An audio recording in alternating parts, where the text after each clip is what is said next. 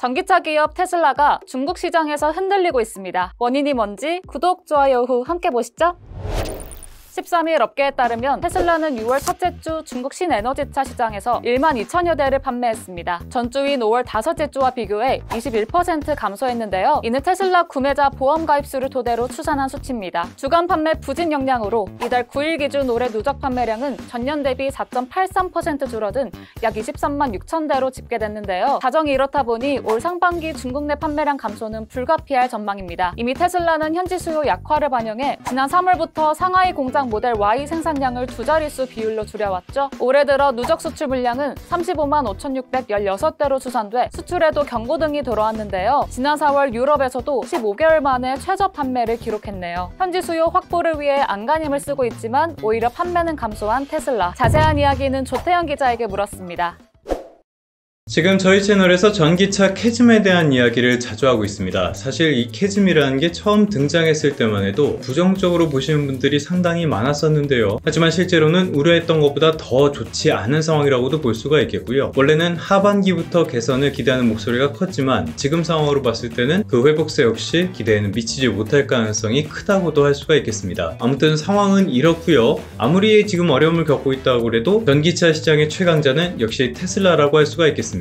중국 기업들의 공세에 어려움을 겪고 있지만 중국을 제외한 시장으로 봤을 때는 역시 브랜드 가치는 세계 최고가 아닐까 싶은데요. 하지만 테슬라 역시 이런 캐즘 구간에서 벗어나기는 상당히 어려워하고 있습니다. 특히 중국 시장에서의 부진이 골칫거리인데요. 테슬라의 6월 첫째 주 중국 판매량이 12,000여 대로 집계됐다는 소식이에요. 이게 일주일 전보다 상당히 줄어든 수준입니다. 사실 지금 테슬라는 중국 시장에서 입지를 유지하기 위해서 무이자 할부라든지 가격 할인이라든지 여러가지 정책을 쓰고 있는데요. 지금까지 상황으로 봤을 때는 테슬라의 올해 중국 내 성적 상당히 안 좋을 것으로 예상을 해볼 수가 있겠습니다. 사실 지금 테슬라에는 많은 악재들이 있습니다. 당장 여기에 나오는 이 일론 머스크에 대한 보상안, 이 처리 문제가 영업 외적인 변수가 된 상태고요. 머스크는 머스크 리스크라는 단어가 등장할 정도로 상당히 많은 논란에 휩싸인 인물이기도 합니다. 영업적으로는 조금 전에 말씀드렸던 것처럼 중국 시장에서의 부진, 테슬라는 중국 시장 비중이 꽤 큰 기업이니까요. 그리고 조금 뒤에 더 말씀을 드리겠지만은 꼭 중국이 아니더라도 글로벌적으로 전기차 수요가 확연하게 둔화하고 있다는 점, 여기에 자율주행 무인 택시를 말하는 로봇택시, 이쪽도 단기간에 수익을 낼 가능성이 그렇게 크지 않다는 점, 이런 평가가 나오면서 주가 역시도 타격을 받은 상태입니다. 주가는 말씀드린 것처럼 썩 좋은 상태는 아닙니다. 여기에 보시면은 1년치로 한번 가볼까요? 주가가 쭉 내림세를 보이고 있죠. 조금씩 반등하는 구간도 있지만은 전반적인 추세 자체가 하락이라고 볼 수가 있겠습니다. 그동안 너무 많이 올랐기 때문에 일정 부분 조정을 받는다 라고도 볼 수가 있겠지만요. 회사의 내적인 가치에 의문을 제기하는 목소리도 끊임없이 나오고 있는 상태입니다. 이른바 뉴욕 증시의 M7 종목들, 매그니피센트 7 종목들 가운데서 최근 들어서 테슬라 그리고 애플이 좀 부진한 모습을 보였었는데요. 애플은 AI 전략을 내놓고 나서 여기에 대한 평가가 다소 엇갈리긴 하지만은 아무튼 주가가 다시 불이 붙은 상태입니다. 테슬라만 M7에서 사실상 탈락을 한 상태고요. 그런데 여러 차례 말씀을 드렸던 것처럼 지금의 이 캐즘 구간에서 어려움을 겪는 건 당연히 테슬라만의 문제는 아닙니다. 몇 번 보여드렸던 자료인데요. 이거는 S&E 리서치 자료보면서 조금 더 말씀을 드리도록 할게요.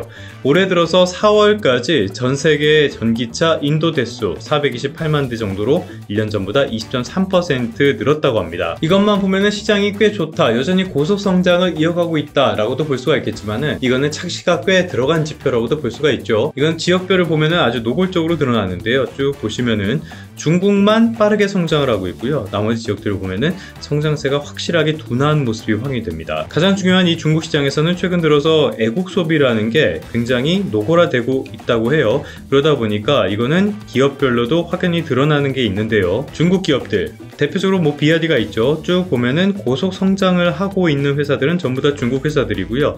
그 외에 나머지 글로벌 기업들은 좀 뜨뜻미지근합니다.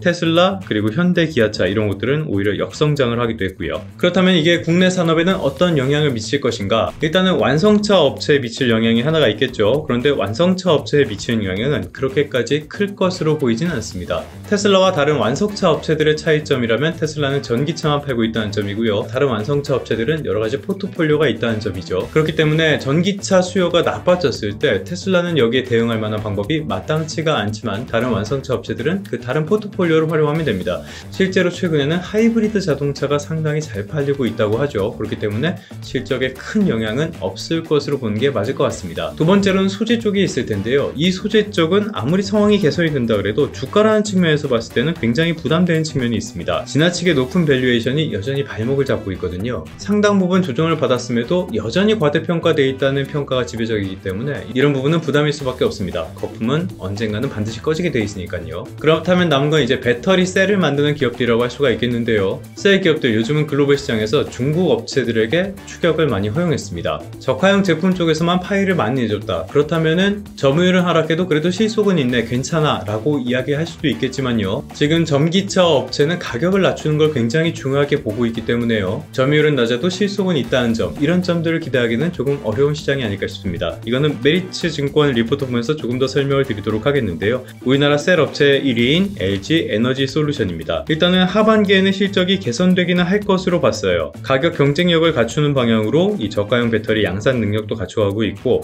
지금 배터리 업체들이 많이 신경 쓰고 있는 ESS, 에너지 저장 장치죠. 이쪽에서도 사업 역량을 갖춰갈 예정이라고 봤습니다. 그럼에도 불구하고 올해는 외형적으로는 역성장이고요. 여기 보면은 영업이익 같은 것들도 많이 줄어들어서 내실 역시 다소 부진할 것으로 봤습니다. 2025년부터는 다시 성장세로 접어들 것으로 전망을 했는데요. 이 부분에 있어서도 전망은 다소 엇갈리고 있습니다. 이것보다 훨씬 더 강하게 반등할 것으로 보는 시각이 하나가 있고요. 반대로 이 부진이라는 게 예상보다 더 길어질 가능성을 그렇게 점치는 시각도 분명히 존재하고 있습니다. 결론적으로는 국내 배터리 업체들 사업 역량 자체는 확실하게 갖추고 있긴 한데요. 수요 자체가 확실하게 뒷받침이 안 되는 상황 속에서 경쟁 격화라는 이런 것까지 맞닥뜨렸기 때문에요. 실적 개선의 강도를 누구도 확실하게 단언할 수는 없는 상태가 아닐까 싶습니다. 결론입니다. 그동안 부정하고 싶으셨던 분들도 상당히 많을 거라고 생각을 합니다. 하지만 전기차 시장의 캐즘은 더 이상 뇌피셜 같은 것들이 아니라요. 수치적으로 명확하게 확인되는 부분이라고 할 수가 있겠습니다. 문제는 당초 예상보다 이 캐즘이라는 구간이 조금 더 길어지고 있다라는 점이 아닐까 싶은데요. 또 고금리 같은 경제 상황과 맞물려가지고 이게 조금 더 길어질 가능성, 이런 것들도 배제할 수 없다는 점, 이 부분도 신경을 쓰셔야 할 것 같습니다. 여기에 더해서 유럽에서의 극우의 부상이라든지 트럼프 전 대통령의 재집권 가능성이라든지 중국의 과잉 생산 같은 외부적인 변수 역시 만만치 않은 상태죠. 전기차나 배터리라는 이야기만 들어도 주가가 천정부지로 치솟았던 그런 시기가 있었는데요. 지금은 더 이상 그렇게 접근할 시기는 아니라고 보는 게 맞을 것 같습니다. 회사의 내재적인 가치를 꼼꼼하게 살펴보고요. 전망 역시 충분하게 분석을 해본 다음에 접근을 하시는 게 좋지 않을까 싶습니다. 그러면 성공 투자하시고요. 다음 시간에 다시 뵙도록 하겠습니다.